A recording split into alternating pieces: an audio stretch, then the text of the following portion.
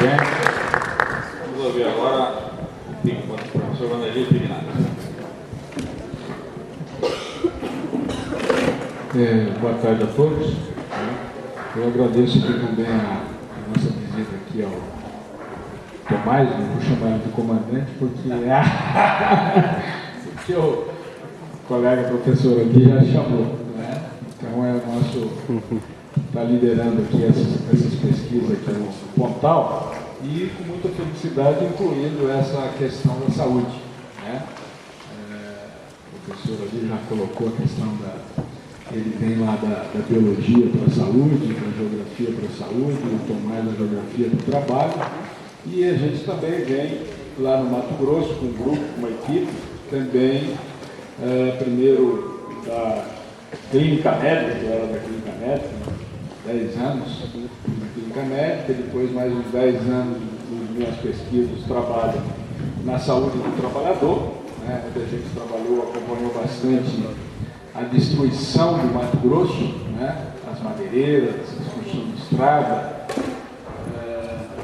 o próprio desmatamento, né, e muito trabalho que a gente fez com os alunos, né, trabalhando junto lá do Ceres e tal, nessa questão, né, e desde aquele momento que a gente colocou na primeira Conferência Nacional de Saúde do Trabalhador em 86, né, a gente já tinha essa perspectiva da questão ambiental, né? Porque todo o trabalho, ele modifica também o ambiente, todo trabalho, né? Se você pegar lá o princípio, o trabalho modifica o ambiente, né? A gente tem até uma definição, né, Tomás, colocando esse vínculo, né, que trabalha o desenvolvimento das forças físicas e mentais para modificar a natureza, né, para levar à subsistência ou melhoria da qualidade de vida, né? Então, tudo, né, desde a questão do extrativismo, que tira uma semente, aquela semente não era para alguém, era para reprodução da natureza, você produz um carro, produz uma mesa, você está modificando a natureza. Lógico que aí vem o sistema que a gente vive, que a gente tem que refletir sobre ele, que a gente foi discutindo bastante isso hoje de manhã, né? Que é esse sistema capitalista, transformou tudo em mercadoria, né? Transformou a natureza, transformou a vida, a qualidade de vida, o trabalho em mercadoria, né? Nosso trabalho, a gente vende a nossa coisa de trabalho, e o patrão tem lucro em cima dessa venda que a gente faz, né? Então transformou tudo em mercadoria. E junto aí vem essa questão da natureza, que vocês estão tentando discutir aqui no Pontal, né? Ela é bastante importante no ponto de vista dessa questão do agronegócio, né? Aqui, o forte é o agronegócio da cana, pessoal. Lá no Mato Grosso também tem cana, mas o forte é a soja, o milho, o algodão, o boi, né? E a gente tem feito uns estudos já nesses últimos 10 anos, uma linha de pesquisa nossa lá do mestrado, é o impacto do agronegócio na saúde e no ambiente, né? Tanto na questão das madeireiras, como na questão do desmatamento, como na questão do transporte desses alimentos, né? Acidente de transporte, acidente de trânsito que causa, que é a gente tira a soja, o milho, o algodão, o boi, o suíno e traz para exportar a 2.000 quilômetros, Porto de Santos ou Porto de Paranaguá, e uma perspectiva agora de exportar lá pelo porto lá de Santarém, né, que vai aumentar o desmatamento, vai aumentar a impactação, vai aumentar a produção, mas vai aumentar a poluição, né? E a gente tem discutido nessa linha com um grupo de pesquisadores a nível nacional, essa questão dentro dos impactos do agronegócio, né? A gente tem discutido bastante a questão do impacto dos agrotóxicos, né? O impacto dos agrotóxicos, que é uma linha, né? E isso tem hoje uma rede nacional de pesquisadores, inclusive a Raquel Rigoto, que esteve aqui discutindo com vocês, faz parte dessa discussão. O pessoal da Fiocruz, Marcelo Firmo, o pessoal do Pernambuco ali, Geraldo, o pessoal do Sul, o pessoal lá de Piracicaba, o Rodolfo, o Pará ali de Botucatu, quer dizer, tem um grupo de pesquisadores que está pensando nessa questão dos agrotóxicos e a gente com bastante pesar, né? Não é à toa que o cartaz aqui que o Tomás mostrou, que é o cartaz da campanha nacional, né? Que fala aqui que cada brasileiro consome em média 5,2 litros de agrotóxicos por ano. Até quando nós vamos engolir isso? Né? Qual que é a interpretação disso? Como é que a gente chegou a esse número de 5? É porque no ano 2012, quando começou essa campanha, ano passado, né, o Brasil consumiu 1 bilhão de litros de agrotóxicos. O Brasil não, a lavoura, 1 bilhão de litros. E não é ele diluído, é aquele que se compra na casa da lavoura. Porque, em média, 1 litro de agrotóxico que se compra, que é o produto formulado, que a gente chama, vai ser diluído em 100 litros de água. Então, se multiplica 1 bilhão por 100, né, vai dar 100 bilhões de cauda tóxica. Mas, se você dividir 1 bilhão por 200 milhões de habitantes, que foi o cálculo aqui, né, mais ou menos 200, 190 e pouco, vai dar 5 litros por habitante. De exposição. Né? Que exposição é essa? É ambiental, uma parte desse agrotóxico ele evapora, está no ar, uma parte ele condensa e desce na chuva, né? Uma parte vai para os alimentos, uma parte vai para a água, aqui contaminando a água, né? Não só o lençol freático, os nossos aquíferos, né? E depois a gente vai consumir essa água, esse alimento, o ar, que é impossível a gente não respirar, né? E ele está nisso tudo. Né? E vai no corpo humano, uma parte depositada no corpo humano, né? Que a gente tem que levar em conta. Na nossa gordura, depois sai do leite materno, que é uma das pesquisas que a gente fez, que está lá no leite materno, a gordura do leite materno, mas a gente podia ter feito a pesquisa, feito biópsia, né? De gordura das mães, dos pais, está lá os agrotóxicos depositados. Nos animais, que depositaram nos animais, né? Na ração que esses animais vão comer e vira o ciclo todo, quer dizer, aí o pessoal diz, não, mas uma parte disso é degradável. Mas degradável e se transforma em quê? E ainda os grandes produtores do glifosato, né, que tem vários nomes comerciais, né, que é o Roundup, Mata-Mato, o próprio glifosato genérico, que 1/3 desse 1 bilhão foi de glifosato. Né? Hoje tem vários produtores, eu falei esses 3 nomes comerciais para a gente não ser processado, mais um processo aí contra a gente, mas aí é 3, né? Mas os grandes produtores, que é a Monsanto, a Bayer, a Singenta, e vários deles que produzem esse glifosato, que tem vários nomes comerciais. E fala assim, não, mas isso é biodegradável, né? Mas biodegradável em quê? Ele se degrada em quê? Né? Ele vira um ácido que chama AMPA, né? E em quanto tempo? Aonde? Na água ele demora o quê? Uma semana. No corpo humano ele demora quantos dias? Qual que é a vida média para ele sair? Enquanto isso ele não faz nada, né? É 2, 3 dias, né? É metabolizado no fígado, sai pelo rim, sai pela urina. E se ele tiver um problema no fígado, na urina, ele demora uma semana, 10 dias, 20 dias. Né? E criança, é o mesmo metabolismo do adulto, entendeu? Se calcula pela média. Então a gente tem que saber discutir um pouco isso, esse biodegradável, que se vende nas faculdades de agronomia, né? E que os vendedores, igual faz a venda de medicamento lá do nosso lado, né?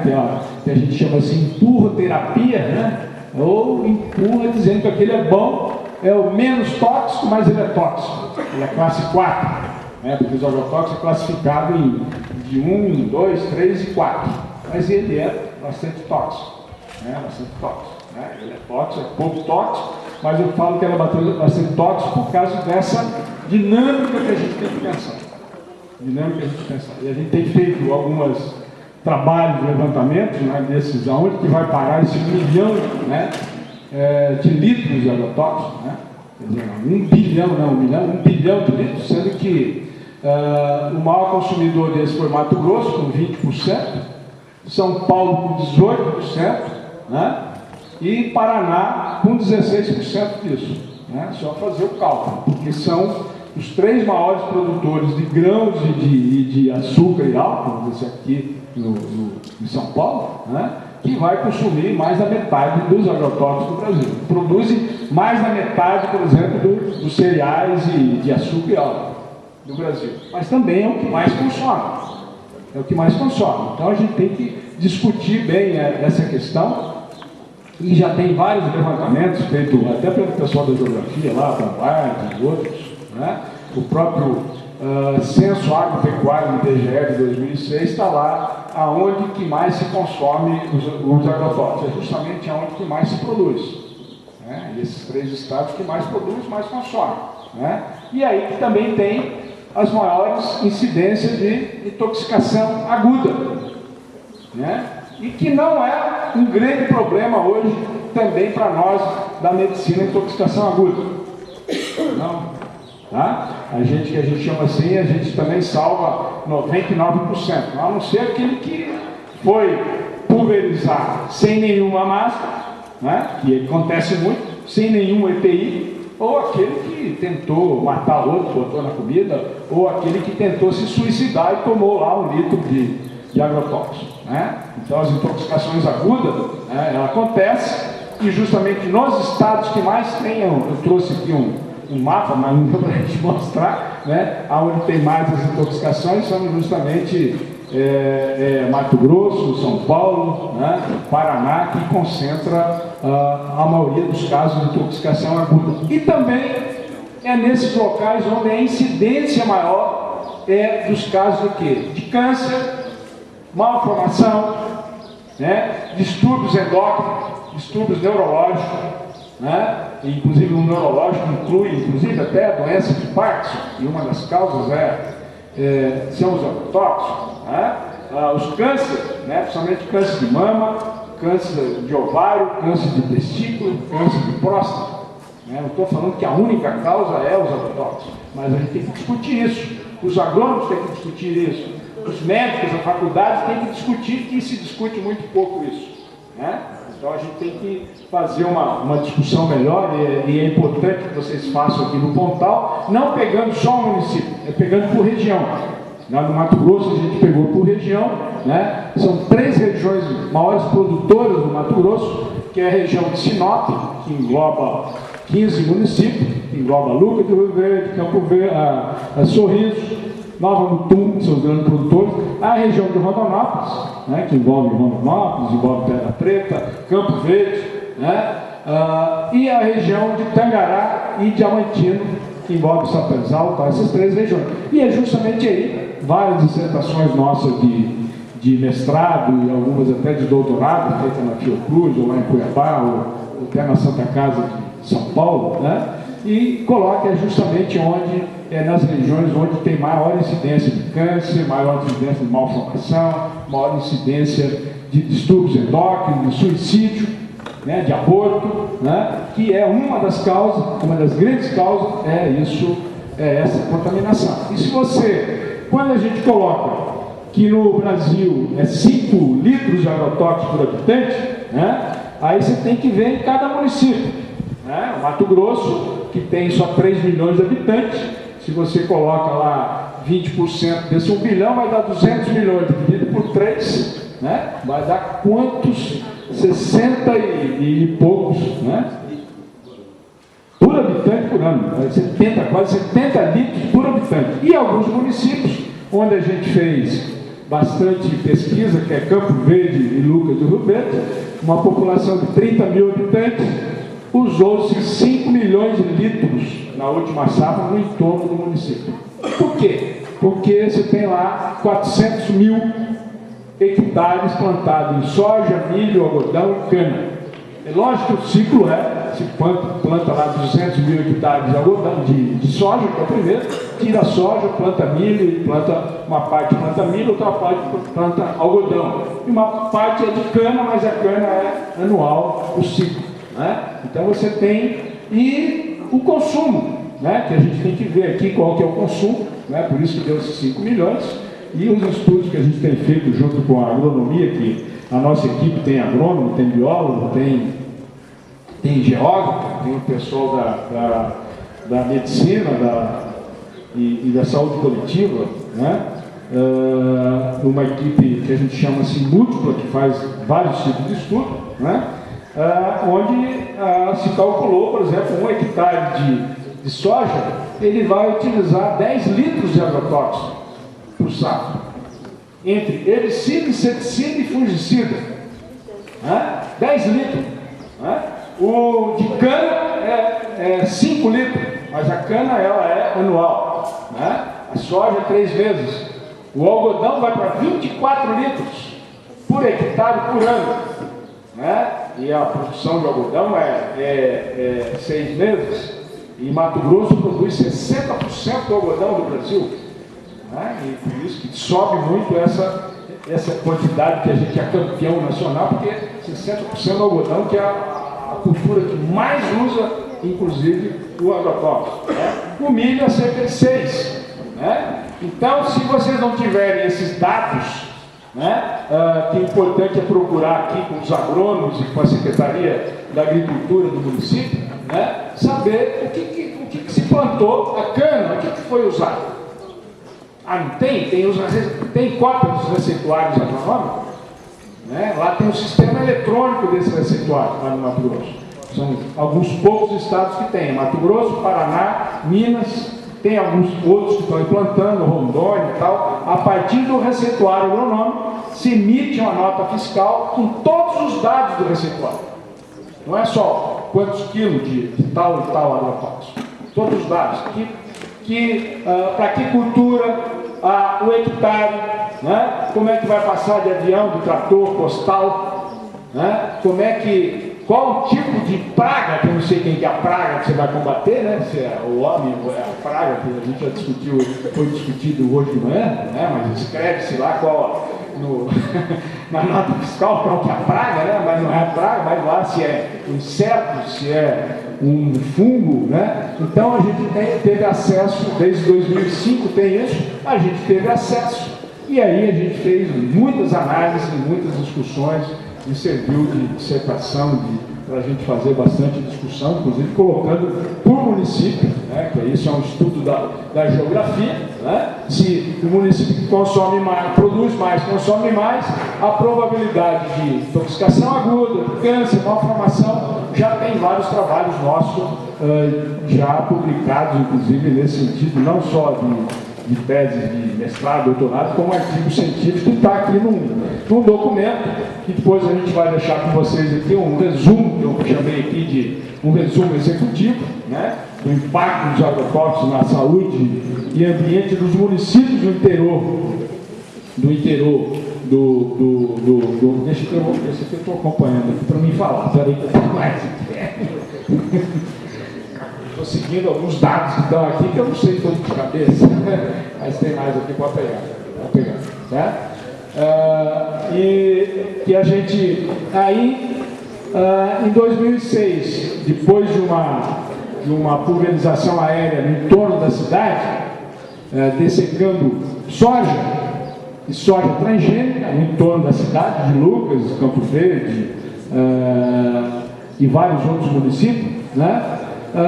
Teve um acidente em que levou a nuvem de agrotóxico para o centro da cidade e teve lá intoxicação de crianças e idosos e queimou quase todas as plantas ornamentais da cidade e cerca de 60 chácaras que plantavam hortaliça, né? Foi um grande, que a gente chama de acidente, mas é previsível, porque você passando, pulverizando com o avião, isso é previsível porque o vento não está parado.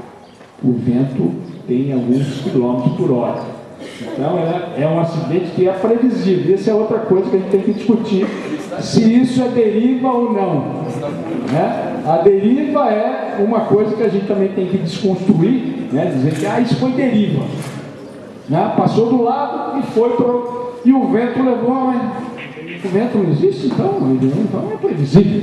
Porque Se não existisse o vento, aí você podia falar que foi um acidente, mas o vento ele é 1 km/h, 2, 3, 4, 5, o vento existe. Então não é deriva, não é acidente, então é previsível. É uma coisa que a gente tem que desconstruir aqui, essa coisa de deriva. Deriva é botar a culpa no clima, ou porque choveu aquele dia, ou porque o vento levou para o lado, ou botar a culpa no tratorista, que não soube, ou no piloto, que foi impedido.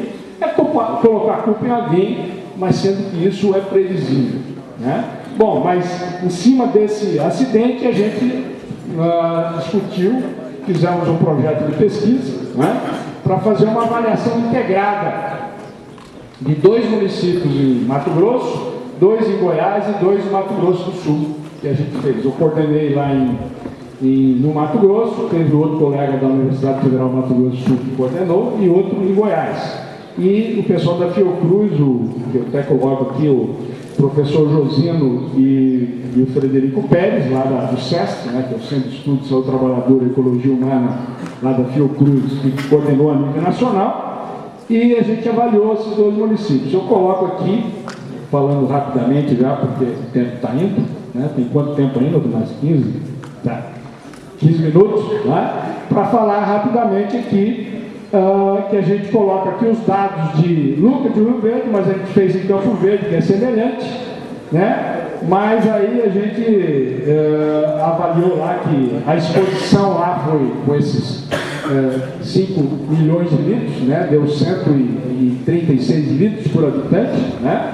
A pulverização era realizada a uma distância média de 10 metros da residência, casa, escolas rurais, poço, né, de abastecimento de água, córrego. A média era 10 metros.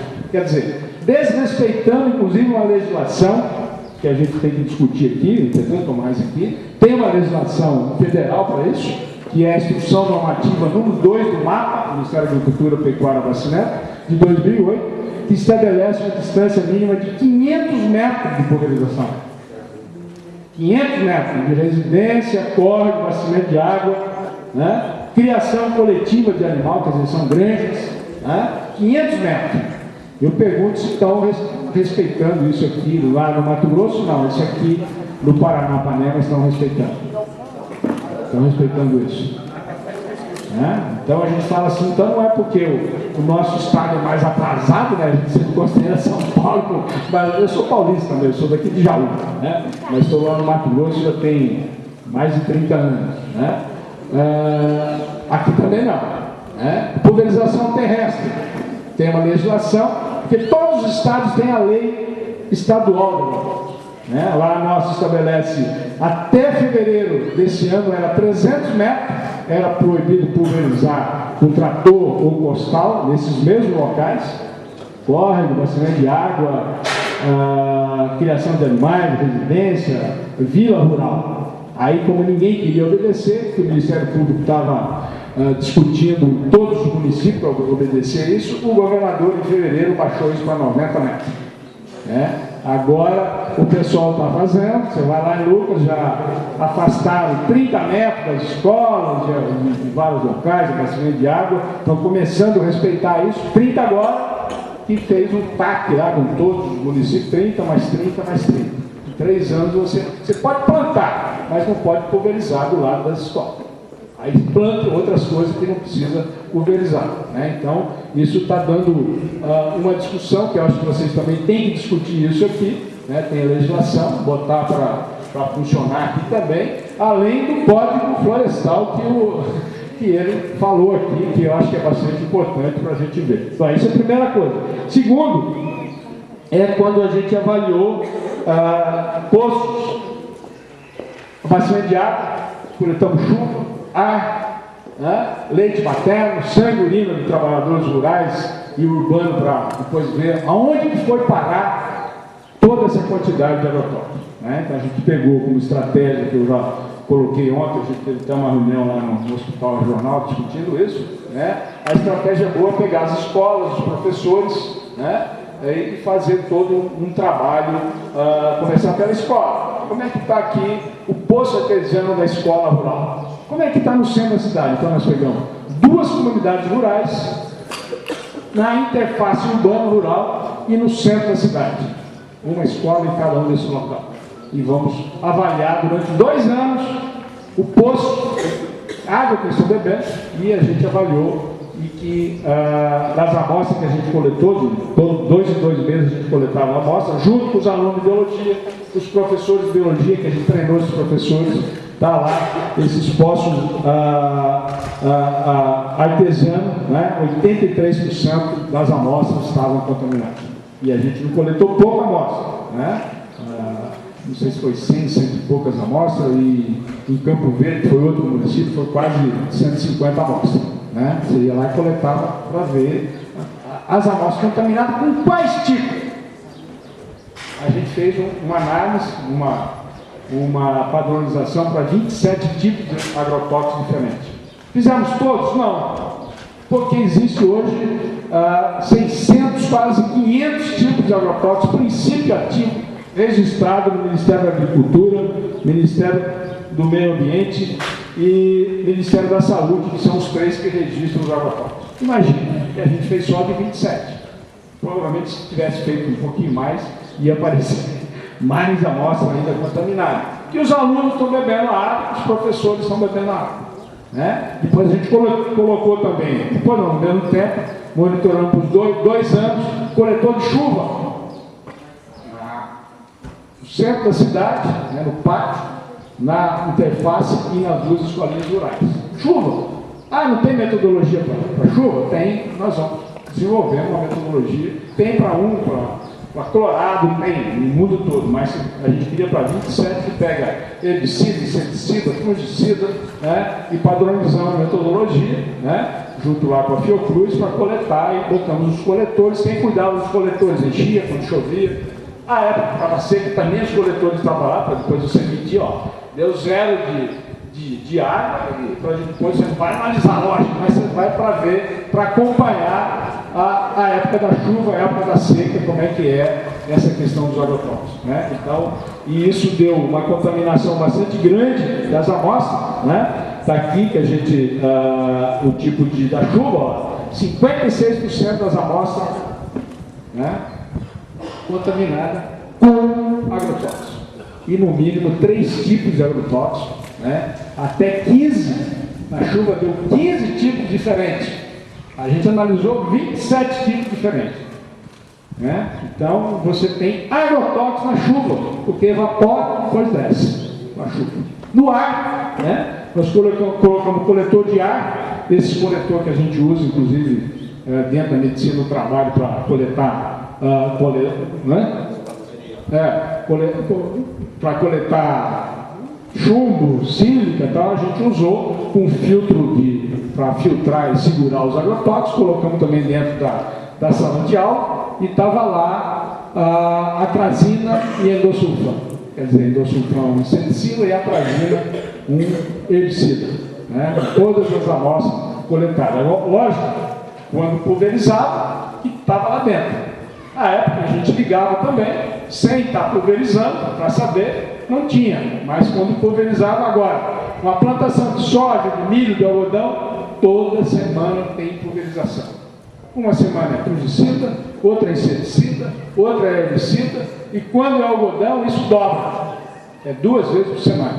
Então isso quer dizer todo dia na época da safra, que são 6 meses, 9 meses, as crianças e os professores estão respirando dentro da sala de aula agrotóxico. Né? Isso é bastante sério. Né? Outro que a gente fez é coletar sangue e urina de professores urbanos e rurais. Coletamos lá no centro da cidade, aqueles professores que moravam e trabalhavam no centro. Aqueles professores das escolinhas rurais que trabalhavam e moravam ali na escolinha rural. Porque senão ele pode mudar para lá, para cá. Né? E aí, o nível, coletamos 79, desses 79, 70, quer dizer, 70 deles tinham presença de glifosato, que a gente analisou, e piretroide. Sendo que o nível na zona rural, o dobro da zona urbana, o nível que deu dos microgramas, o dobro. Né? Quer dizer, O da zona urbana também tem, porque vai pela chuva, pelo ar, e tem os alimentos que você come. E na zona rural, além de você ter pelos alimentos, pela chuva, você tem o ar que vem, mora lá. Né? Então deu o dobro do nível. Então, a gente já está vendo aonde que vai parar esse agrotóxico. E depois uma outra, foram 62 mães, que deu 20% das mães que uma aluna nossa colheu leite materno e analisou o resíduo de agrotóxico no leite materno. Né? E aí, em 100% das amostras, deu o DDE, que é um derivado do DDT, que se parou de usar no Brasil na agricultura em 85, mas para a saúde pública se usou até 98. Então está lá, né? Todas essas mães nasceram antes de 98, né? E na residual, na saúde pública, que é para combater chagas, malária e tudo mais, né? Estava lá residual. E vai passar para as crianças. Vai passar para as crianças. Vai passar para as crianças. Em 54% deu o endosulfan, que é um inseticida clorado, organo clorado, que também deposita na gordura e sai no leite. Endosulfan. Ele foi proibido quando no Brasil? O mês passado. Em julho de 2013, sendo que todo mundo proibiu em 85, porque ele é um clorado, mas no Brasil teve várias vírgulas, menos o endosulfan, quando o mundo todo proibiu os clorados na agricultura, que foi em 85. O Brasil botou vírgula, é o jeitinho brasileiro, vírgula, menos endosulfan, porque ele é eficaz, eficiente, barato, né? Está lá o endosulfan, inseticida, botou uma vírgula, menos endosulfan, menos para saúde pública. Aí usou o DDT e até 98, que era um clorado, mas o endosulfan em 98. Quando proibiram o DDT, continuou o endosulfan, que até hoje agora que foi proibido, sendo que ele é cancerígeno comprovado. Cancerígeno comprovado. E sai lá no leite. E depois 37% das amostras tinham lá os piretroides. Piretroide.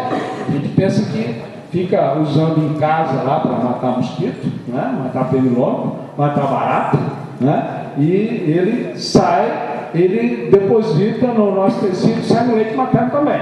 Né? E ele é bastante alergênico, né? E ele usa bastante na agricultura, bastante no milho, na soja, no algodão, é os piretroides, que é o mesmo que usa em casa, a gente usa lá, né? E o pessoal da fisioterapia que está aí, né? É importante, né, saber disso, porque uma das linhas da fisioterapia é a questão pulmonar, fazer exercício. O colega aqui contou um caso de criança e que, se você quiser manter uma diarreia, quiser manter a irritação da garganta, das amígdalas, né?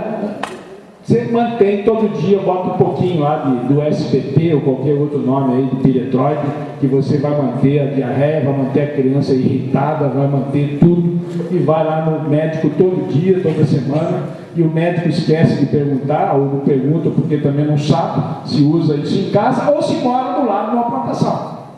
Aí uma das alunas nossas, que é a professora até de fisioterapia da universidade, fez um mestrado lá conosco, avaliando a proximidade das plantações e distúrbios respiratórios agudos em crianças.